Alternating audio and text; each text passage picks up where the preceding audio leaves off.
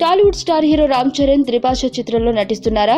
మణిరత్నం దర్శకత్వంలో సుహాసిని నిర్మాతగా ఈ సినిమా తెరకెక్కనుందా అంటే అవునని సమాచారం. ఇప్పటికీ చరణ్, చిరు కథ విని ఫైనల్ చేశారు. జూన్ నుంచి ప్రాజెక్ట్ పట్టాలెక్కనుందని తెలుస్తుంది. ఇటీవల సుహాసిని, మణిరత్నం ఇరువురు మెగాస్టార్ చిరుని, చరణ్ ని కలిసి కథ వినిపించారని, సుహాసిని మీరెవరు కోటీశ్వరుడు షోలో కూడా పార్టిసిపేట్ చేశారని చెబుతున్నారు.